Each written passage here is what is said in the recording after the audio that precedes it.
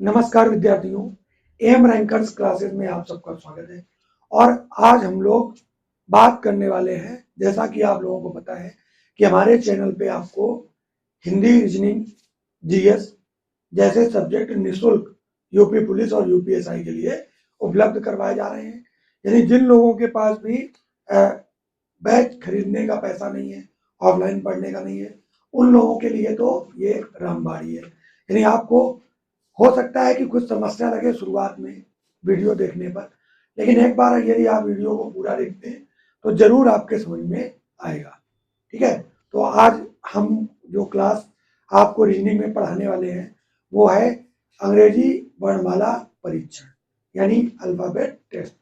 इसके पहले जो इसकी पहली क्लास हुई थी उसमें हम लोगों ने बेसिक पढ़ा था, तो आज जो सेकेंड क्लास है उसमें हम क्वेश्चन देख रहे हैं। उन क्वेश्चन पे हम लोग चर्चा करेंगे, समझेंगे कि किस प्रकार से क्वेश्चन को आसानी से हम सॉल्व कर सकते हैं। देखते हैं, पहला क्वेश्चन है, यदि अंग्रेजी वर्णमाला के द्वितीय अर्धांश को विपरीत क्रम में रखा जाए तो प्रारंभ से 21वां वर्ण कौन सा होगा। तो पहले तो हम अपनी पिछली कक्षा में आपको बता चुके हैं कि अंग्रेजी वर्णमाला दो अर्धांश में बटी होती है, यानी चूंकि 26 कुल मिलाकर के वर्ण होते हैं, तो पहला अर्धांश ए से एम तक होता है, यानी 1 से 13 तक, और द्वितीय अर्धांश आपका एन यानी 14 से लेकर के जेड यानी 26 तक होता है। यानी इधर भी 13 होते हैं, उधर भी 13। अब इस प्रश्न में बड़े आसानी से आपको प्रश्न पढ़ना है 2 बार कम से कम, उसके बाद आपको उत्तर देना है। ठीक है, 2 बार कम से कम आपको क्वेश्चन को देखना है और 2 बार देखने के बाद तब उत्तर देना है। तो क्या होगा यहाँ पर देखो कि पहले अर्धांश की उसने कोई बात नहीं की, यानी ए से एम तक कोई दिक्कत नहीं है, ये सेम रहेगा। लेकिन उसने कहा द्वितीय अर्धांश को आपको पलट देना है, यानी जेड यहाँ पर हो जाएगा और एन यहाँ पर हो जाएगा। एन से जेड इसको हमें पलट देना है द्वितीय अर्धांश को।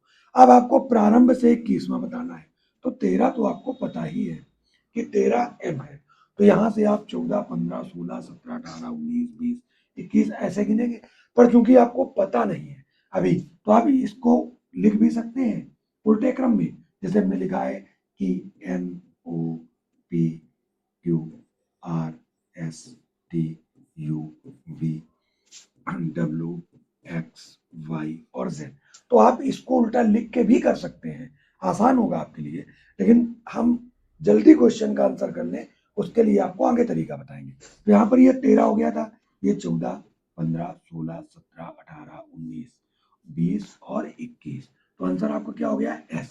पर हम ऐसे भी कर सकते हैं, 10 सेकेंड का समय हमें ज्यादा लगेगा, लेकिन हम एक दूसरे तरीके से भी इसको कर सकते हैं, और वो तरीका क्या है उसको समझ लो।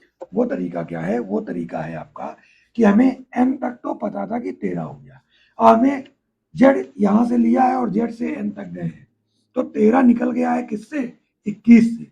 तो बचा कितना है, 21 से यदि हमने 13 घटा दिया 8, कितना बचा है, 8 बचा है। तो हमें यहाँ से 8 गिनने हैं। तो जब भी हम उल्टा गिनते थे, जेड से उल्टा गिनते थे, तो हम क्या करते थे, 27 से वो चीज घटा देते थे, हमारा आंसर आ जाता था। तो कितना है, 27 से हमें अब कितना घटाना है, 27 से हमें घटाना है 8, क्योंकि जेड से हमें उल्टा गिनना है। 27 से अगर 8 घटा देंगे तो 19 बचेगा, और 19 का मतलब होगा एस। तो पहले क्वेश्चन का आंसर हो गया आपका सी ऑप्शन, यानी एस।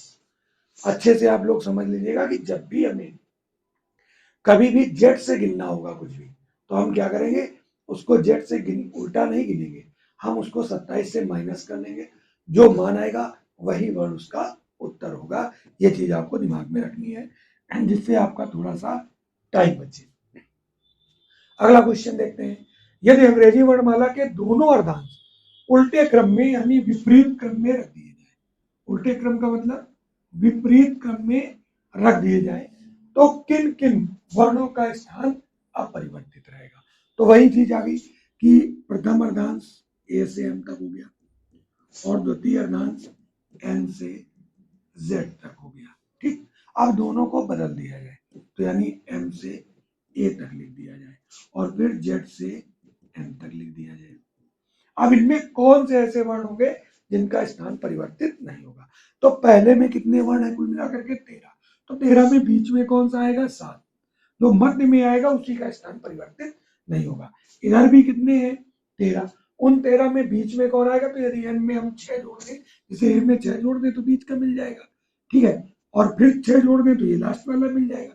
ऐसे n में 6 जोड़ दें तो n 14 और 6 20 यानी t हो गया, और इधर भी अगर हम 6 जोड़ दें तो 26 हो गया, यानी इधर बीच में आएगा आपका g और इधर बीच में आपका आएगा t, यानी इनके स्थान परिवर्तित नहीं होंगे। और आप इसको आप प्रैक्टिकली करके भी देख सकते हैं कि जो बीच में ठीक बीच में होगा उसका स्थान परिवर्तित नहीं होगा।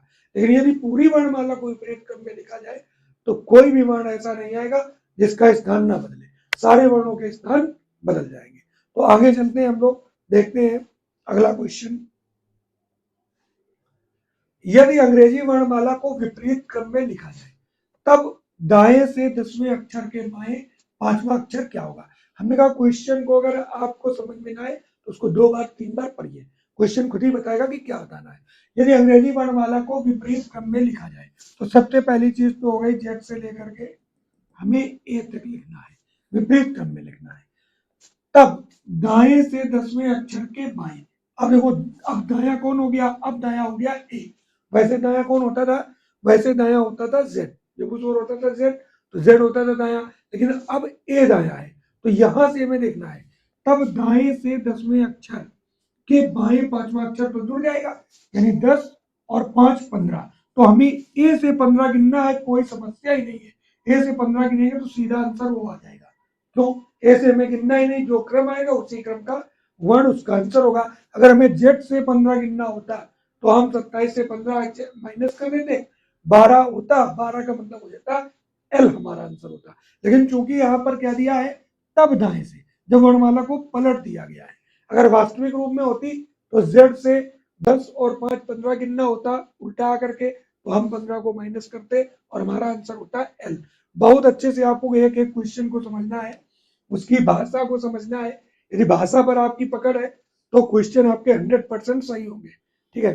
अगला क्वेश्चन है, यदि अंग्रेजी वर्णमाला को विपरीत क्रम में लिखा जाए, फिर वही बात आ गई कि अगर विपरीत क्रम में लिखा जाए इसका मतलब है जेड से ए लिखा जाए, तब बाएं से 10वें अक्षर, अब बाया सिरा कौन हो गया, ये वाला, बाएं से 10वें अक्षर के दाएं नवा अक्षर, तो बाएं से 10वें अक्षर के दाएं यानी दोनों जुड़ जाएंगे, 10 और 9 19, और गिनना किधर से है भाई, बाएं से, और बाएं छोर पर अब कौन है, जेड, तो जब जेड से 19 गिनेंगे तो हमें क्या करना है, बस वही फार्मूला है कि 27 से हम 19 को माइनस करेंगे और हमारा आंसर कितना आ जाएगा, 27 से 19 को घटाएंगे तो 8, और 8 का मतलब क्या हो गया आपका, कि 8 का मतलब हो गया कि एच आपका आंसर हो गया, आपका क्या हो गया, एच आंसर हो गया। क्यों, क्योंकि हमें पता है कि उल्टा हमें गिनना नहीं है, उस मान को हमें घटा देना है, और यहाँ पर बाएं और दाएं आया है, जब भी बाएं और दाएं आता है तो वो जुड़ जाता है, जब भी समान आते हैं तो वो क्या होते हैं, घटते हैं इस चैप्टर में, और जब भी असमान आते हैं तो वो जुड़ते हैं। तो यहाँ पर बाएं, बाएं के बाद दाएं, यानी 10 और 9 19 हो गया, और 19 हमें बताना कहाँ से है, बाएं छोर से, और बाएं छोर पर जेड है क्योंकि उल्टा लिखा हुआ है, तो 19 का मतलब हमने उससे माइनस कर दिया और हमारा क्या आ गया 8, 8 का मतलब एच हमारा आंसर होगा। जिसको भी किसी क्वेश्चन में समस्या हो कमेंट करिएगा, इसको आप प्रैक्टिकली भी सॉल्व कर सकते हैं, ए से जेड तक लिख लीजिएगा और फिर गिन लीजिएगा जेड से कि 19वां वर्ण कौन सा आएगा, सेम वही आंसर आएगा, कहीं कोई समस्या आपको नहीं होगी। अगले क्वेश्चन की बात करते हैं, यदि अंग्रेजी वर्णमाला के दोनों अर्धांश विपरीत कर दिए जाए तो दाएं से चौथे अक्षर के बाएं 18वां अक्षर क्या होगा। सबसे पहली बात है कि क्वेश्चन को कम से कम 2 बार पढ़िए, ठीक है। तो दोनों अर्धांश को विपरीत किया गया है, यानी पहला अर्धांश क्या हो गया, एम से लेकर के ए तक, और दूसरा अर्धांश क्या हो गया, जेड से लेकर के एम तक, क्योंकि दोनों अर्धांश उल्टे कर दिए गए।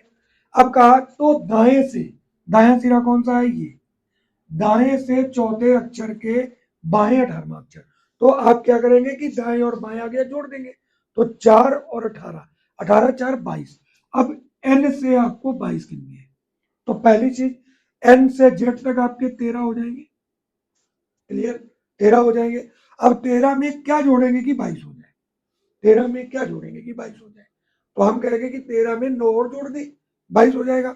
तो 9 जोड़ने के लिए हम क्या करेंगे कि अब ए से हमें गिनना नहीं है, हमें तो डायरेक्ट 9 का मतलब पता है कि जब हम जेड में 9 जोड़ेंगे तो इसका मतलब हमारा आई आंसर आएगा। क्या आंसर आएगा? आई। क्यों? क्योंकि हमने यहां से 13 तो हमें पता ही है कि यहां तक है और हमें 22 गिनने हैं, तो क्या हम इसको गिनने जाएंगे? बिल्कुल नहीं गिनेंगे, यहां तक तो 13 पता ही है।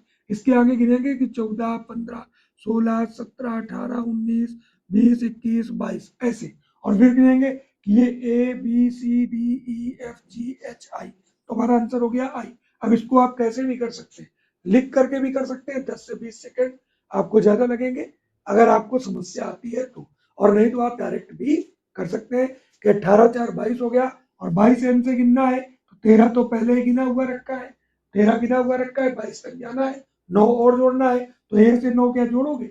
ए से 9 तो आप डायरेक्ट बता दोगे कि आई होगा। अगला देखते हैं क्वेश्चन। अगला क्वेश्चन है, यदि अंग्रेजी वर्णमाला में द्वितीय अर्धांश को विपरीत कर दिया जाए तो बाएं से 12वें अक्षर के दाएं 7वां अक्षर क्या होगा?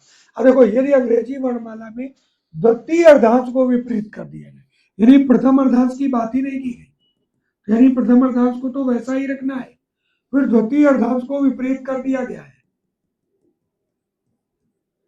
यानी ए से एम तक सेम है और जेड से लेकर के एम तक विपरीत है। अब विपरीत कर दिया जाए तो बाएं से 12वें अक्षर, तो बाएं से 12वां तो आपको पता ही है कि क्या आ जाएगा? एल आ जाएगा। बाएं से 12वां, बाएं से 12वें अक्षर के दाएं 7वां अक्षर, तो आपको जोड़ना है ना, क्योंकि बाएं और फिर दाएं, तो 12 7 19, 19 में आपको पता है कि ये तो 13 ही है। कितना है? 13। अब 13 अगर निकाल दिया हमने 19 से तो बचा 6।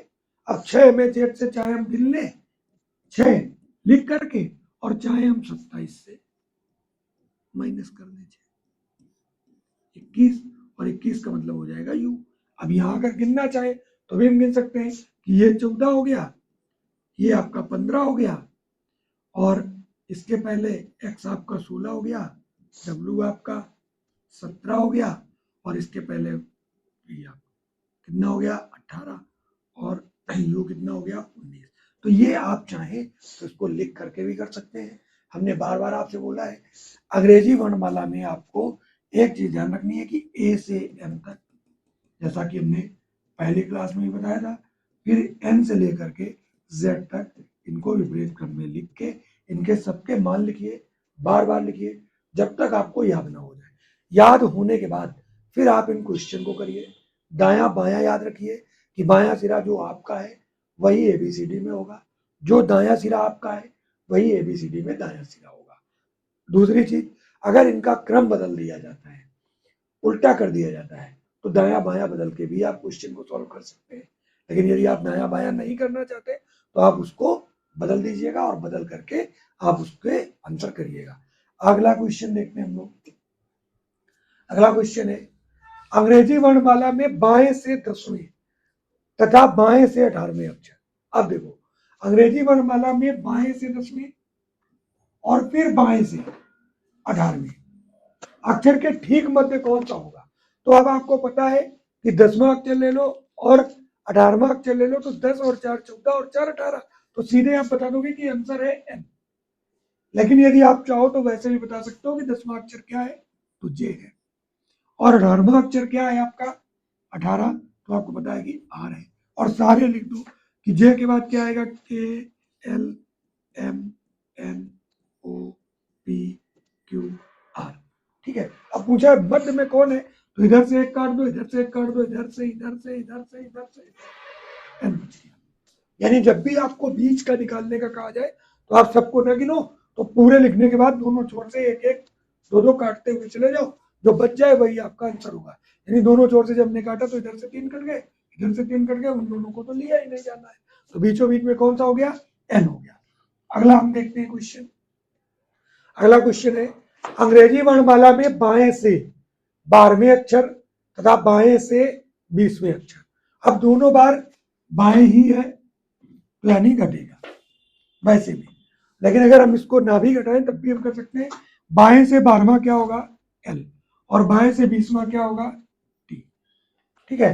तो अब 12 4 16 और प्लस 4 20, दो बार वही संख्या जोड़ने पर अगर आता है तो बीच वाला अक्षर ही होगा, इसका मतलब पी आंसर है।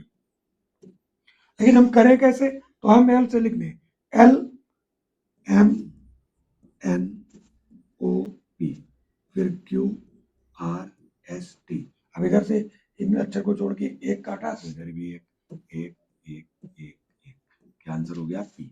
और हमने आपको बताया है कि बीच का अक्षर निकालने के सबसे बढ़िया तरीका है कि कोई भी संख्या 2 बार ऐड करो तो लास्ट वाला मिल जाएगा, तो एक बार ऐड करने पर जो आएगा वही बीच में होगा। जैसे हम 1 में 6 जोड़े तो 7 आएगा, और 7 में 6 जोड़े तो 13 आएगा, तो यानी 2 बार वही संख्या जोड़ी, अंतिम वाला मिल गया, तो बीच में जो आया 7 वो उसका क्या हुआ, बीच का वर्ण हुआ। अगला क्वेश्चन देखते हैं हम लोग।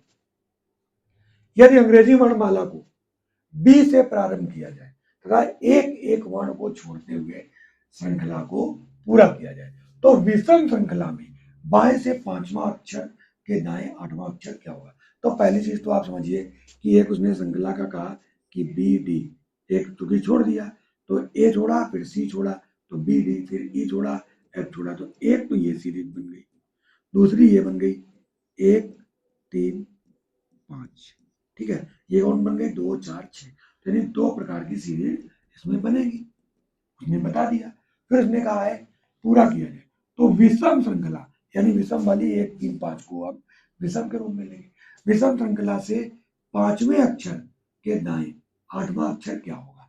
तो अब देखो आप इसको डायरेक्ट भी ऐसे कर सकते हैं कि जो विषम से पांचवा अक्षर होगा दरअसल वो नवा अक्षर होगा, क्योंकि पहला, फिर तीसरा, फिर पांचवा, फिर सातवां, फिर नवा, ठीक है, तो ये सीरीज चल रही है, तो ये हो गया। और ये 8 तो ये एक बार सम आएगा, एक बार विषम आएगा, तो 16 तो ये हो गए, 16 ये जुड़ जाएंगे और 5 ये जुड़ जाएगा।